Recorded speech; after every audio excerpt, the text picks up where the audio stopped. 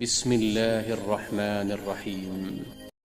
مومنو، تم پر روزے فرض کیے گئے ہیں جس طرح تم سے پہلے لوگوں پر فرض کیے گئے تھے تاکہ تم پرہیزگار بنو۔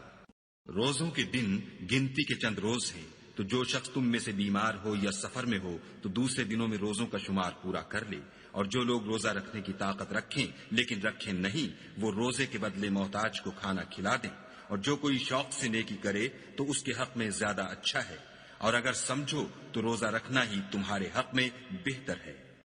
روزوں کا مہینہ رمضان کا مہینہ ہے جس میں قرآن اول نازل ہوا، جو لوگوں کا رہنما ہے اور جس میں ہدایت کی کھلی نشانیاں ہیں، اور جو حق و باطل کو الگ الگ کرنے والا ہے۔ تو جو کوئی تم میں سے اس مہینے میں موجود ہو چاہیے کہ پورے مہینے کے روزے رکھے، اور جو بیمار ہو یا سفر میں ہو تو دوسرے دنوں میں رکھ کر ان کا شمار پورا کر لے۔ خدا تمہارے حق میں آسانی چاہتا ہے اور سختی نہیں چاہتا، اور یہ آسانی کا حکم اس لیے دیا گیا ہے کہ تم روزوں کا شمار پورا کر لو، اور اس احسان کے بدلے کہ خدا نے تم کو ہدایت بخشی ہے تم اس کو بزرگی سے یاد کرو اور اس کا شکر کرو۔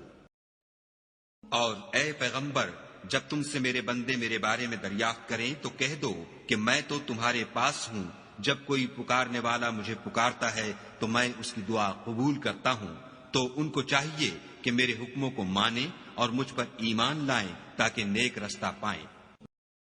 روزوں کی راتوں میں تمہارے لیے اپنی عورتوں کے پاس جانا جائز کر دیا گیا ہے، وہ تمہاری پوشاک ہیں اور تم ان کی پوشاک ہو۔